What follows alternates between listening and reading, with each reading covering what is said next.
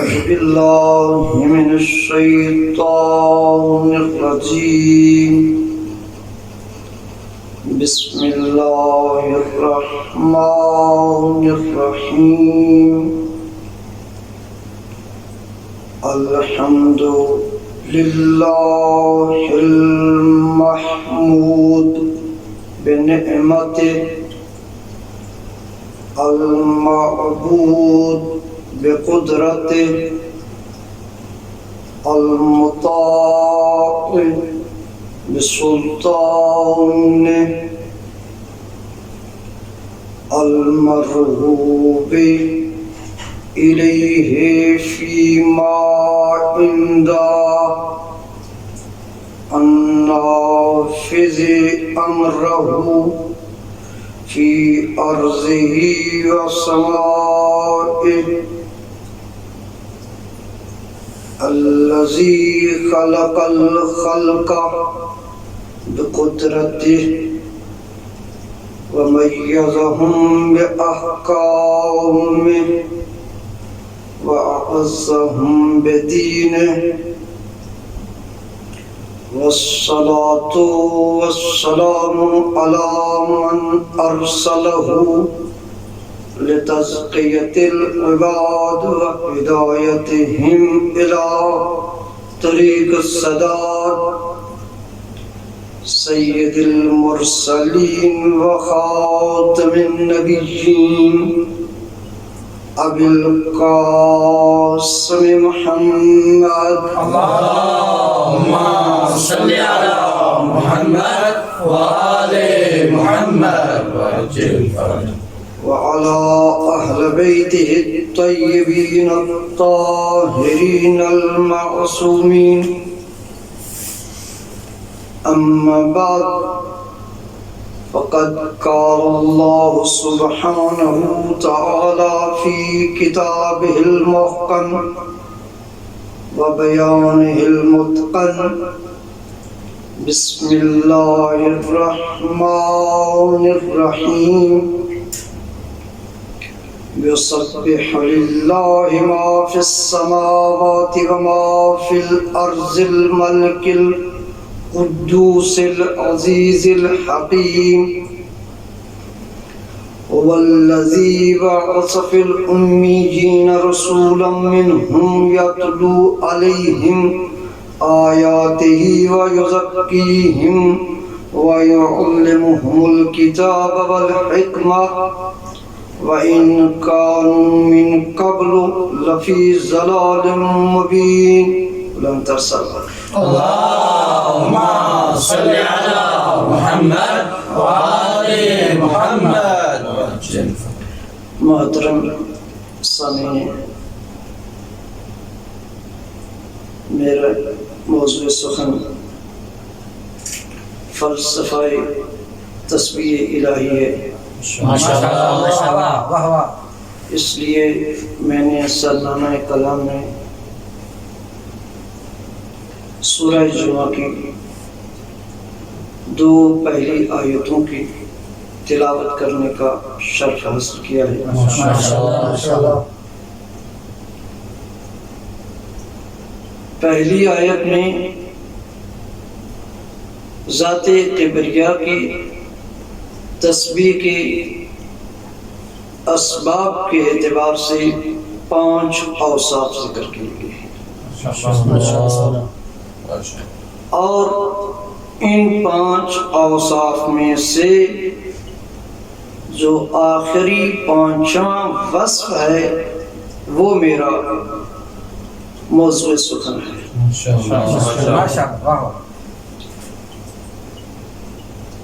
خالق کی تسبیح کے اسباب 2 ہیں،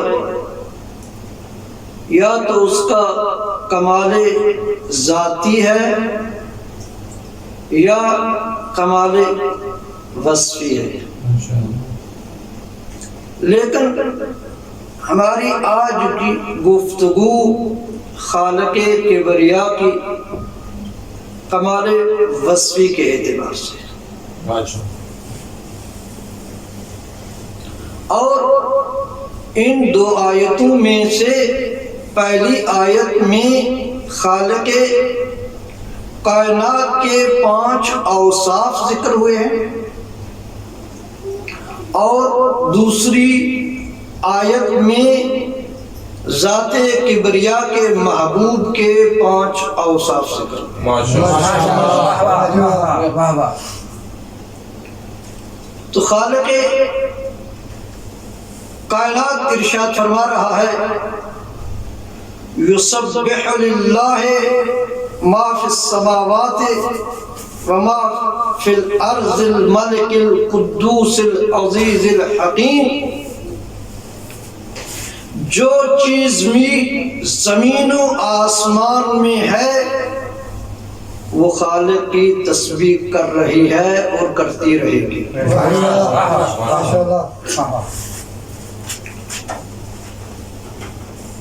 اس کا مطلب ہے جب تک زمین و آسمان ہے اس وقت تک اس دونوں مقا کے مکین جو ہے تسبیح کرتے رہیں گے۔ سبحان اللہ، ماشاءاللہ۔ تو خالق کائنات کے لیے جو تسبیح کر رہی ہیں اشیاء وہ یا تو آسمان ہے اور زمین میں ہے۔ تسبیح کا فلسفہ کیا ہے، کیوں کر رہی ہے؟ اس ذات کے اوصاف کمال کو بیان کیا جا رہا ہے کہ ہر چیز جو آسمان میں ہے یا زمین میں، ہر چیز اس کی تسبیح کر رہی ہے۔ سبب کیا ہے؟ الملک، بادشاہ۔ کیوں کہ ہر رعیت اپنے مالک کی تعریف کرتی ہے، لہذا جو بھی اس خالق کی مخلوق ہے بعنوان مخلوق ہونے کے اپنے خالق کی تسبیح کر رہی ہے۔ الملک وہ بادشاہ۔ دوسرا وصف کیا ہے؟ القدوس، بادشاہ ہونا کمال نہیں ہے، کمال اس بات میں ہے کہ وہ بادشاہ بھی ہو اور ہر عیب سے پاک ہو۔ اس کی تسبیح اس لیے ہم کر رہے ہیں، بادشاہ ہے اور ہر عیب سے منزہ ہے۔ بادشاہ ہونا فقط کمال نہیں ہے، ہر عیب سے پاک ہونا کمال وصفی نہیں ہے۔ العزیز وہ غالب بھی ہے، وہ اپنی اس مخلوق پر قدرت بھی رکھتا ہے۔ اور بادشاہ ہونا کمال نہیں ہے فقط، اور عیب سے منزہ ہونا یہ فقط کمال وصفی نہیں ہے، غالب ہونا یہ بھی اتنا بڑا کمال نہیں ہے۔ الحکیم وہ صاحب حکمت بھی ہے۔ یہ 4 اوصاف ذکر کرنے کے بعد خالق نے 5واں ذکر کیا کہ 5واں وصف کیا ہے؟ هو الذی، یہ 5واں وصف ذکر ہو رہا ہے، اور یہ 5واں ذکر جو کیا جا رہا ہے ساری گفتگو اسی کے ضمن میں ہے۔ کلمہ ہوا یہ نائب ہے لفظ اللہ سے، اور نیابت کا خاصہ یہ ہے کہ نیابت میں تغیر ہوتا ہے۔ نیابت میں شرط ہے کہ نائب اور منوب کے درمیان تغیر ہوتا ہے، لیکن نیابت کی 2 قسمیں ہیں۔ نیابت کی 2 قسمیں ہیں، ایک نیابت لفظی ہے، ایک نیابت ذاتی ہے۔ نیابت لفظی کا تعلق واجب الوجود کے ساتھ ہے، اور نیابت ذاتی کا تعلق ممکن الوجود کے ساتھ ہے۔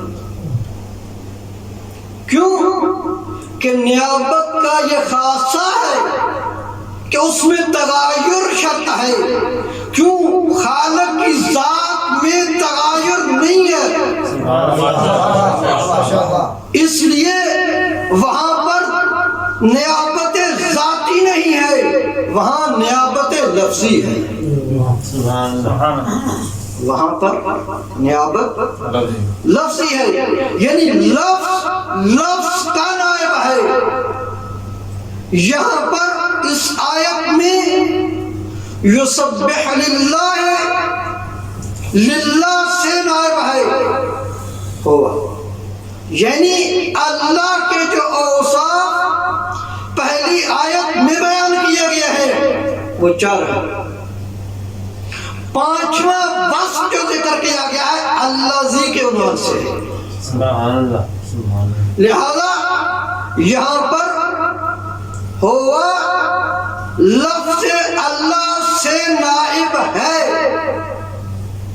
تو تغیر شرط ہے لفظی، لفظوں میں تغیر ہے، وہاں پر لفظ اللہ ہے، یہاں پر لفظ ہوا ہے۔ اور دوسری شرط جو نیابت کی ہے اس میں تقدم اور تاخر شرط ہے، تقدم اور تاخر شرط ہے۔ یہاں پر لیکن یہ تقدم اور تاخر بھی نیابت ذاتی کے لیے شرط ہے، نیابت لفظی کے لیے شرط نہیں ہے۔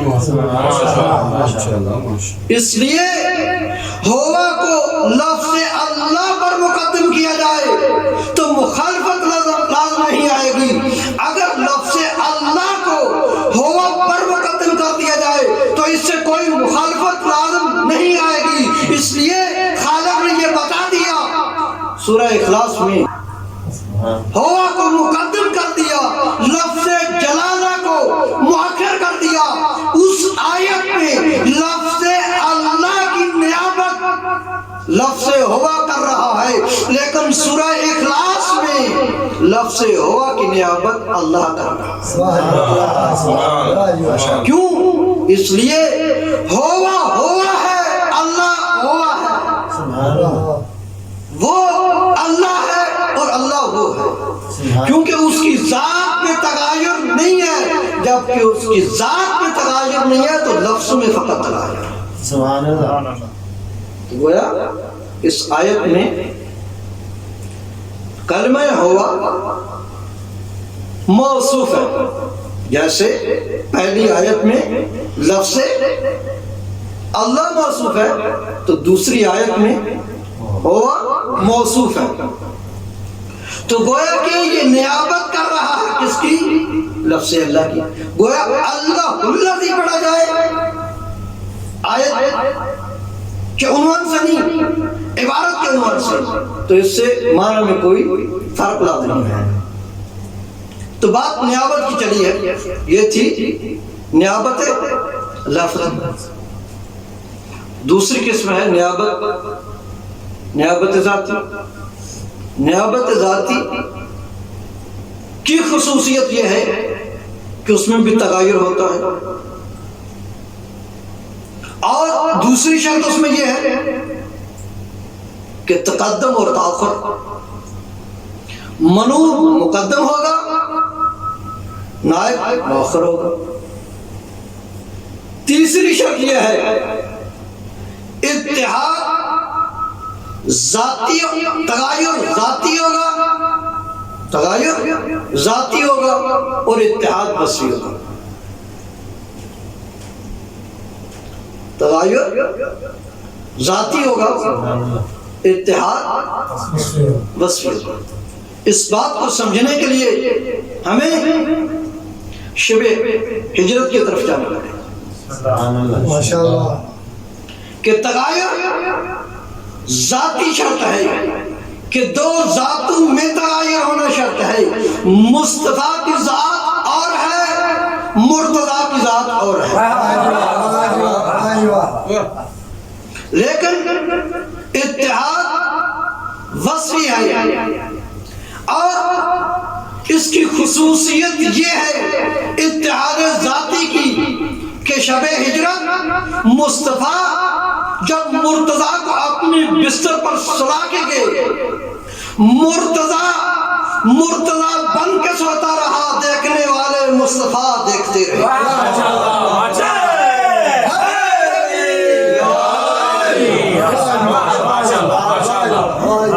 یہ خصوصیت ہے اتحاد وصفی کی. مرتضیٰ نے دھوکہ نہیں دیا، دیکھنے والوں کی آنکھوں نے دھوکہ کھایا. یہاں پر ایک اور جملہ کہنا چاہتا ہوں. شب ہجرت رسول اسلام نے 40 سال میں جو بات کفار مکہ سے منوائی تھی کہ میں صادق بھی ہوں اور امین بھی ہوں، 40 سال میں جو اہل مکہ سے منوائی کہ میں صادق بھی ہوں میں امین بھی ہوں، وہ ایک ہی رات میں اہل مکہ سے یہ منوالی مصطفیٰ اگر امین اور صادق ہے تو یہ مرتضیٰ بھی صادق اور امین. جو مصطفیٰ ایک رات کے لیے کفار کی امانتیں علی کے علاوہ کسی اور کو نہیں دیتا، وہ خالق کی امانت کسی اور کو کیسے دیتا؟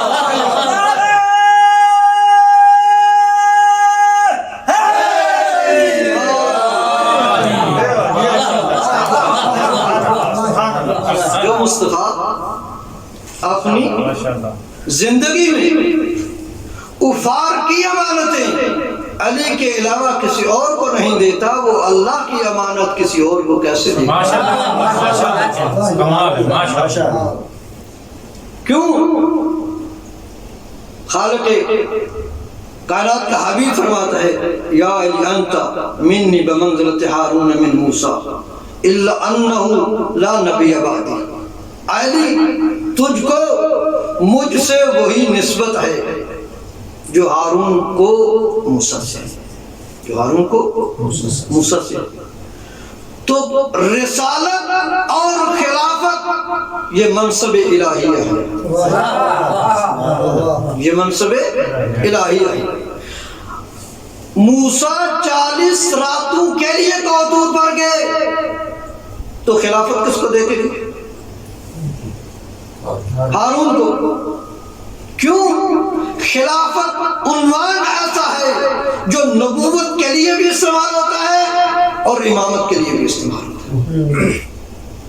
جیسے قرآن میں خالق کہتا ہے اذ قال ربک للملائکۃ انی جاعل فی الارض خلیفہ، کس کے لیے استعمال ہوا؟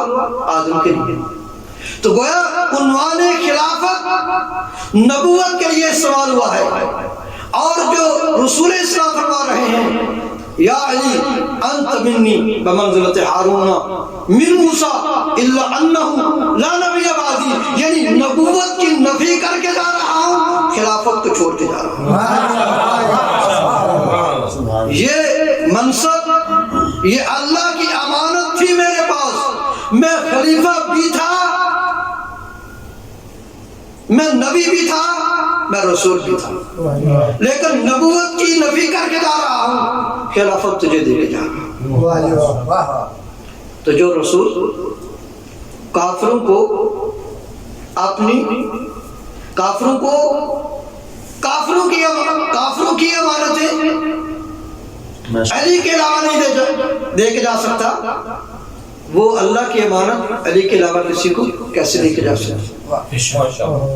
تو پھر ہم لوٹتے ہیں اپنی اصل گفتگو کی طرف. بات ہماری کس میں تھی؟ نیابت میں. کہ یہاں پر نیابت جو ہے نیابت لفظی ہے کہ کلمہ ہوا نائب ہے لفظ اللہ سے. الذی اس کا وصف ہے. تو یہاں یہ سمجھ نہیں آ رہا، یہ تو سمجھ میں آ گیا کہ الملک القدوس العزیز الحکیم، لیکن هو الذی اس کی تسبیح کر رہی ہے زمین و آسمان میں سے ہر چیز کیوں کر رہی ہے؟ هو الذی بعث فی الامیین رسولا منہم، یہاں پر کس عنوان سے کہ وہ مرسل ہے. سبحان اللہ. اس نے احمد مرسل کو بھیجا ہے. تو گویا یہ زمین و آسمان میں ہر چیز اس خالق کی تسبیح کر رہی ہے. کس بنا پر؟ کہ تم نے احمد مرسل کو بھیجا ہے. لیکن سوال تو یہ ہے کہ احمد مرسل کے مبعوث ہونے پر تسبیح کیوں؟ اس لیے وما ارسلناک الا رحمت للعالمین، کہ جس کو اس نے بھیجا ہے وہ کوئی عام شخص نہیں، وہ عالمین کے لیے رحمت بن کے آیا. تو زمین و آسمان کی ہر چیز اس کی تعریف اس لیے کر رہی ہے کہ آنے والا سب کے لیے رحمت بن کے آیا.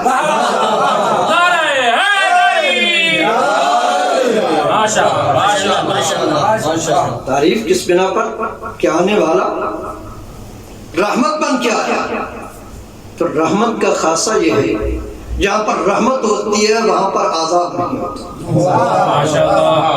جہاں پر رحمت ہوتی ہے وہاں پر عذاب نہیں ہوتا. قرآن میں ارشاد ہوتا ہے وما كان الله ليعذبهم وانت فيهم، اے میرا حبیب جب تک تو ان لوگوں میں موجود ہے میں ان پر عذاب نہیں کروں گا. سابقہ جتنے بھی انبیاء تھے ان کی موجودگی میں ان کی امتوں پر عذاب آئے. کوئی قوم بندر بن گئی، کوئی خنزیر بن گئی، کوئی غرق ہو گئے، کسی قوم پر آسمان سے پتھر برسے.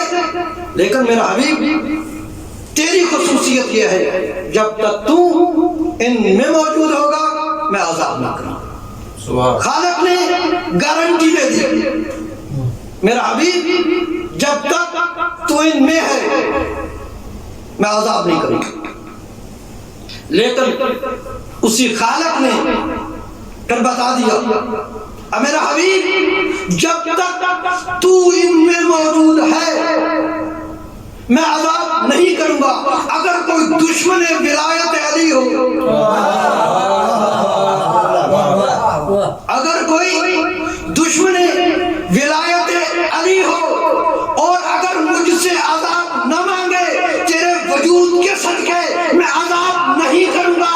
اگر دشمن ولایت علی میں اگر مجھ سے سوال کرے عذاب کا تو میں عذاب نازل کروں گا.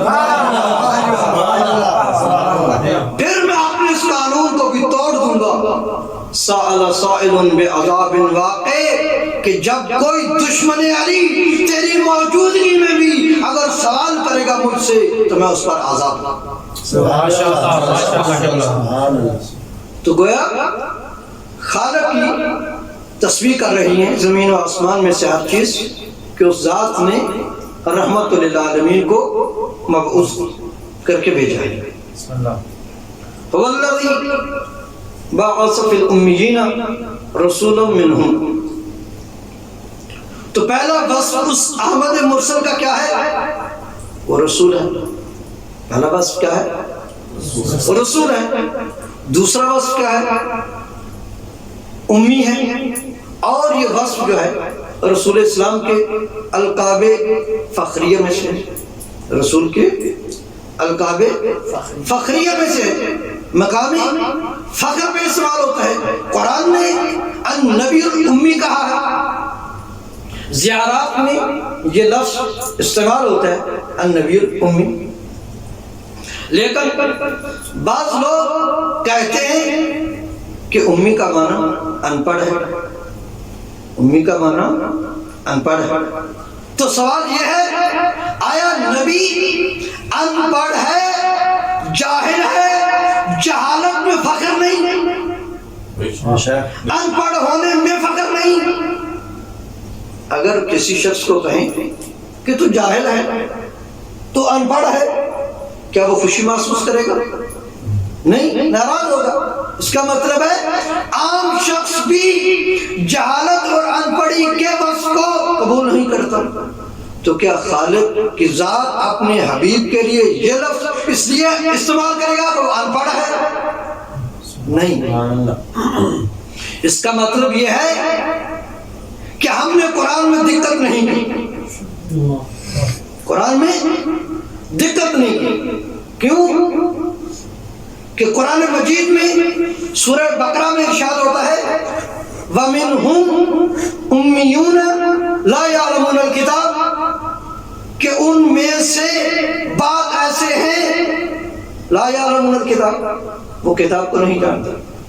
اس کا مطلب ہے کہ قرآن کی اس آیت پر جب پہنچے تو انہوں نے اس آیت کا جب معنی پڑھا کہ امی کا معنی ان پڑھ اور جاہل ہے، لہذا سورہ جمعہ میں جو اس کلمہ امیین استعمال ہوا ہے یا دوسری جگہ پر قرآن میں النبی الامی جو کہا گیا ہے رسول کو، اس کا مطلب بھی ان پڑھ ہوگا۔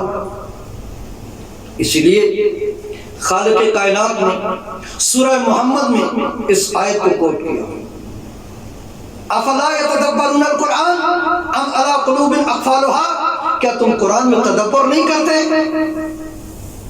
کیا تم قرآن میں تدبر نہیں کرتے؟ یا تمہارے دلوں پر تالے لگی ہوئی؟ کیوں؟ اس لیے کہ جو سورہ جمعہ میں ارشاد ہو رہا ہے والذی بعث فی الأمیین رسولا منہم یتلو علیہم آیاتہ ویزکیہم ویعلمہم الکتاب والحکمہ۔ قرآن کا سیاق کیا ہے؟ وہاں قرآن کا سیاق پڑھیں، آیت کا سیاق دیکھیں، آیت کا یہاں سیاق دیکھیں۔ وہاں ہے وَمِنْهُمْ أُمِّيُّونَ لَا يَعْلَمُونَ الْكِتَابَ، لا يَعْلَمُونَ الْكِتَابَ، وہ کتاب کو نہیں جانتے۔ سبحان اللہ۔ لیکن یہاں قرآن کہہ رہا ہے وَيُعَلِّمُهُمُ الْكِتَابَ وَالْحِکْمَةَ، وہ کتاب اور حکمت کی تعلیم دیتا ہے۔ اسی لیے خالق نے، کیونکہ یہ قضیہ جو ذات محمد سے ریلیٹڈ تھا، اس لیے اس آیت کو سورہ محمد میں بیان کیا افلا یتدبرون القرآن ام علی قلوب اقفالها، کیا تم قرآن میں تدبر نہیں کرتے یا تمہارے دلوں پر تالے لگے ہوئے ہیں؟ قرآن کو پڑھ کے تو دیکھو، قرآن کو سمجھنے کی کوشش تو کرو۔ میں نے قرآن اس لیے نازل نہیں کیا کہ قرآن کا رٹا لگاؤ، قرآن کو حفظ کرو، بلکہ میں تو یہ کہہ رہا ہوں افلا یتدبرون، کہ تم قرآن میں تدبر نہیں کرتے؟ تدبر کر کے تو دیکھو۔ وَمِنْهُمْ أُمِّيُّونَ لَا يَعْلَمُونَ الْكِتَابَ، کہ ان میں سے یعنی بنی اسرائیل میں سے بعض ایسے ہیں، بعض ایسے ہیں لا یعلمون الکتاب، جو کتاب کو نہیں جانتے۔ لیکن سورہ جمعہ میں ارشاد ہوتا ہے وَيُعَلِّمُهُمُ الْكِتَابَ وَالْحِکْمَةَ، وہ کتاب و حکمت کی تعلیم دیتا ہے، وہ کتاب و حکمت کی تعلیم دیتے ہیں۔ تو کہنے کا مقصد یہ ہے کہ رسول اسلام کا دوسرا وصف جو ہے وہ کیا ہے؟ امی ہے۔ تو یہاں پر مقصود جو ہے کہ وہ معلم ہے، معلم کتاب ہے، معلم حکمت ہے۔ یہ دوسرا وصف ہے۔ اور علم شرائع میں شیخ صدوق علیہ الرحمہ و رضوان امام جواد علیہ السلام سے اللہم صلی علی محمد وآل محمد وعجل فرجہم، سوال کیا مولا قرآن میں جو امی کہا گیا ہے رسول اسلام کو، تو اس کا معنی کیا ہے؟ معصوم کہتے ہیں کہ لوگوں کا کیا خیال ہے؟ وہ کہتے ہیں لوگ تو کہتے ہیں اور رسول نعوذ باللہ من ذالک ان پڑھ نہ لکھنا جانتے ہیں نہ پڑھنا جانتے ہیں. معصوم نے فرمایا خدا کی ان پر لعنت ہو, خدا کی ان پر لعنت ہو اور میری بھی ان پر لعنت ہے. اس لیے معصوم نے اسی آیت سے استدلال کیا. یہ روایت میں نے اس لیے بعد میں ذکر کی ہے, پہلے قاعدہ سیاقیہ کو بیان کیا ہے. کوئی یہ نہ کہے کہ یہ روایت ممکن ہے ضعیف ہو, سبحان اللہ سبحان اللہ, ممکن ہے ضعیف ہو. معصوم نے اسی آیت سے استدلال کیا وَيُعَلِّمُهُمُ الْكِتَابَ وَالْحِكْمَةَ, جو کتاب و حکمت کی تعلیم دے رہا ہے وہ جاہل ہو سکتا ہے. جو کتاب و حکمت کی تعلیم دے رہا ہے وہ جاہل ہو سکتا ہے. لیکن سوال یہ ہے کہ اس امی سے مراد کیا ہے؟ امی سے مراد کیا ہے؟ اگر امی کا معنی یہاں پر ان پڑھ اور جاہل نہیں ہے تو اس امی سے مراد کیا ہے؟ اس امی سے مراد مکی ہے. جیسے مدنی مکی, یہاں خالق کائنات اپنے حبیب کے لیے جو وصف استعمال کر رہا ہے وہ امی کر رہا ہے, یعنی المکی کر رہا ہے. مکی کا لفظ کیوں استعمال کیا؟ یہ وصف کیوں اختیار کیا؟ اس لیے تمام عرب کنٹری میں مکہ فصیح و بلیغ شہر ہے کہ جن نے فخر کیا ہے اپنی لسانیت پر. تو اللہ نے ہر نبی کو معجزہ دیا. جناب موسیٰ کو معجزہ دیا جو اس وقت جادوگری کا رواج تھا, تو ان کو معجزہ دیا, اعجاز دیا. کیوں؟ ان کے جادو کو باطل کرنے کے لیے, ان کے جادو کو باطل کرنے کے لیے. جو جس چیز کا وہاں عروج تھا, حضرت عیسیٰ کو معجزہ دیا, اس وقت طب جو ہے وہ عروج پر تھی, تو حضرت عیسیٰ علیہ السلام نے وہ معجزات دکھائے جو طبیب نہیں کر سکتا. اور مکے میں رسول بھیج کر کہا ان کنتم فی ریب مما نزلنا, اگر تم کو شک ہے اس چیز میں جو ہم نے اپنے عبد پر نازل کیا ہے فاتو بسورۃ من مثلہ, اس جیسی ایک صورت لے آؤ. ماشاءاللہ, اس جیسی ایک صورت لے آؤ. کیوں؟ تم کو فخر ہے اس بات پر کہ ہم جیسا کوئی کلام نہیں لا سکتا, تو میں میرا حبیب جو کلام لا رہا ہے اس کلام جیسی کلام لا کے دکھاؤ. اگر نہیں لا کر دکھا سکتے تو اس کا مطلب یہ ہے مان لو یہ اللہ کا برگزیدہ ہے, یہ اللہ کا رسول ہے. تو خالق کائنات نے اپنے حبیب کو مکہ کے سرزمین میں بھیجا. کیوں؟ وہاں پر فساد و بلاغت عروج پر تھی. لیکن سوال یہ ہے, یہ تو سبب ہے کہ سب سے پہلے جو نبی آیا وہ بھی سرزمین مکہ پر آیا. حضرت آدم سرزمین مکہ پر آئے, اور آخری نبی بھی سرزمین مکہ پر آئے, اور علی ابن ابی طالب بھی جوف کعبہ میں آئے. یعنی پہلا امام جوف کعبہ میں آیا اور آخری امام بھی مکہ سے خروج کرے گا. مکہ سے خروج کرے گا. کیوں؟ ہر ہادی مکہ میں آیا.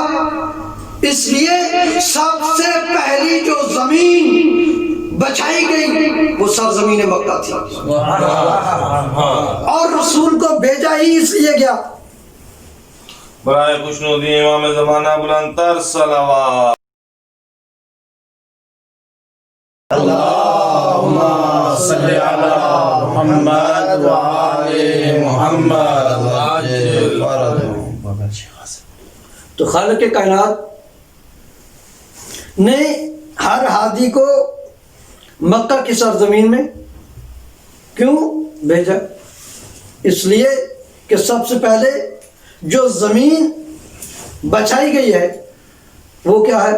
مکہ کی سرزمین ہے. ماشاءاللہ. لتنذر ام القرى ومن حولها کہ نبی کو بھیجا گیا ہے اس لیے کہ ام القرى کو ڈرائیں، ام القرى یعنی اہل مکہ والوں کو ڈرائیں، ومن حولها جو اس کے ارد گرد ہیں. کیوں کہ تمام زمین کا سلسلہ جو ہے، تمام بستیوں کا جو سلسلہ ہے وہ مکہ سے شروع ہوا. سبحان اللہ. اس لیے ہر ہادی مکہ میں آیا، خواہ وہ آدم علیہ السلام ہے یا رسول اسلام کی ذات ہے یا مولا امیر علیہ السلام ہے، ان کو جوف کعبہ میں پیدا کیا، اور آخری امام جو ہے وہ بھی خروج کرے گا کہاں سے؟ مکہ سے. تو سوال اس اعتبار سے ہے کہ خالق کائنات نے ان تمام کو منتخب کیا اس زمین سے، اس زمین کے لیے منتخب کیا. کیوں کہ حق کی آواز اسی خطے سے تمام عرض میں پھیلے گی. کیونکہ عموماً یہ بھی سوال ہوتا ہے کہ ہر قوم میں آئے گا تو اس وقت یہ نبی مکہ میں کیوں آئے؟ فقط مکہ میں نبی نہیں آئے، آدم بھی مکہ میں آیا، قیام بھی مکہ سے شروع ہوگا، اور علی کی ولایت کا اعلان بھی مکہ سے جب واپس لوٹے تھے کیا. کیوں؟ ہدایت کا سارا سلسلہ ہی مکہ سے منسلک ہے، ہدایت کا سارا سلسلہ ہی مکہ سے منسلک ہے. تو خالق کائنات اوصاف ذکر کر رہا ہے، وَيُعَلِّمُهُمُ الْكِتَابَ وَالْحِكْمَةَ وَإِنْ كَانُوا مِنْ قَبْلُ لَفِي ضَلَالٍ مُبِينٍ. اس سے پہلے یقیناً تم گمراہی میں تھے، اس سے پہلے تم یقیناً گمراہی میں تھے. تو اس لیے اللہ نے اپنے حبیب کو مکہ میں بھیجا. اور کوئی بھی شخصیت ہے اپنے نظریے کی بقا کے لیے سب کچھ کرنے کے لیے تیار ہوتی ہے. اس لیے رسول نے نظریہ اسلام کو باقی رکھنے کے لیے سب کچھ قبول کیا. جب کفار مکہ نے اتنی اذیتیں دی کہ رسول اسلام کا مکہ کی سرزمین پر رہنا مشکل ہو گیا، تو اس وقت رسول اسلام نے ہجرت کی. ہر شخصیت اپنے نظریے کی بقا کے لیے اگر اس کو کسی بھی وطن کو چھوڑنا پڑے تو وہ شخصیت وطن کو چھوڑنے کے لیے تیار ہے. تو 3 شخصیتیں ہیں اس نظریہ اسلام کو بقا دینے کے لیے انہوں نے ہجرت اختیار کی ہے. 3 شخصیتیں ہیں جنہوں نے اس نظریہ اسلام اور اسلام کی بقا کے لیے ہجرتیں کی ہیں. پہلی شخصیت رسول اسلام کی ذات ہے جنہوں نے مکہ سے ہجرت کی ہے مدینہ کی طرف. دوسری شخصیت حسین ہے جس نے مدینہ سے ہجرت کی ہے کربلا کی طرف. اور تیسری شخصیت ہے کہ جس نے کربلا سے شام کی طرف ہجرت کی ہے. رسول اسلام نے جب مکہ سے ہجرت کی ہے تو رات کی تاریکی ہے. رسول اسلام جب مکہ سے نکلے ہیں تو کہا یا علی میں اکیلا سفر کر رہا ہوں، مستورات کو ساتھ لے کے نہیں جا رہا، تم صبح مستورات کو ساتھ لے کے آنا. لیکن رسول جب چلے ہیں، رات کی تاریکی ہے، مستورات کو ساتھ لے کے نہیں نکلے، اپنے وطن سے نکلے ہیں تو نکلتے وقت پیچھے مڑ مڑ کر دیکھ رہے ہیں۔ اپنے وطن کو چھوڑنا بہت مشکل ہے، لیکن جب رسول پیچھے مڑ مڑ کر دیکھ رہے ہیں تو خالق کو اپنے محبوب کو تسلیاں دینی پڑی۔ میرا محبوب، میں اسی شہر مکہ میں تجھ کو ایک فاتح کی حیثیت سے لے کے آؤں گا۔ عزاداران حسین، جب اسی رسول کا نواسہ مدینے سے چلا ہے اسی اسلام کی بقا کے لیے، حسین نے بھی سفر رات کی تاریکی میں کیا ہے، لیکن رسول کا سفر اور حسین کے سفر مختلف ہے۔ جب رسول اسلام نے سفر کیا ہے تو رات میں مستورات نہیں ہیں، جب حسین نے سفر کیا ہے تو حسین کے ساتھ مستورات بھی ہیں، زینب و ام کلثوم بھی ہیں۔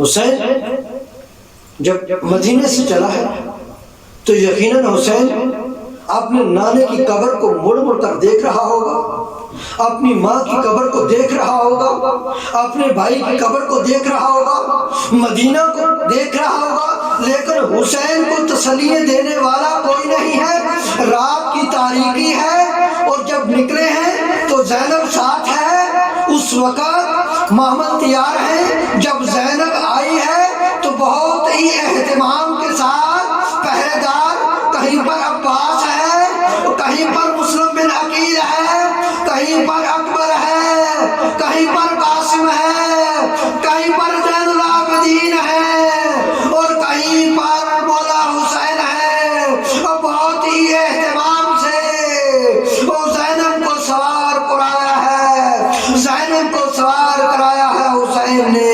عزاداران حسین، یہ تو ہے حسین جب مدینہ سے چلے، لیکن افسوس اس بات کا ہے کہ حسین مرد ہے جب ہجرت کر رہا ہے مدینہ سے، وہ اسی اسلام کی بقا کے لیے اور رات کی تاریکی میں کر رہا ہے، لیکن جب زینب کربلا سے چلی ہے مدینہ کی طرف، اس وقت رات کی تاریکی نہیں ہے بلکہ دن کا اجالا ہے۔ عزاداران حسین، جب حسین چلا ہے تو اس وقت رات کی تاریکی ہے، زینب کے ساتھ ایک طرف عباس ہے، ایک طرف مسلم ہے، ایک طرف زین العابدین ہے، ایک طرف علی اکبر ہے، لیکن 11 محرم کو جب زینب کربلا سے چلی ہے تو اس وقت یقیناً زینب نے کہا ہوگا واہ غربتا، واہ اکبرا، واہ عباسا، واہ حسینا، میں بے ردا اور شام جا رہی ہوں۔ عزاداران حسین، جب زینب چلی ہے شام کی طرف چلی ہے، جب مدینہ سے چلی ہے تو اس وقت زینب کے معامل کے آس پاس کہیں پر تو عباس ہے، کہیں پر علی اکبر، کہیں پر قاسم، کہیں پر حسین ہے، کہیں پر مسلم ہے، لیکن جب 11 محرم کو زینب چلی ہے تو اس وقت کہیں اکبر کا قاتل ہے اور کہیں پر حسین کا قاتل ہے اور کہیں پر علی اکبر کا قاتل ہے اور کہیں پر علی اصغر کا قاتل ہے اور کہیں پر علی اصغر کا سر ہے اور کہیں پر علی اکبر کا سر ہے اور کہیں پر شمر کے ہاتھ میں حسین کا سر ہے۔ سیال اللہ حسین یا حسین یا حسین یا حسین یا حسین یا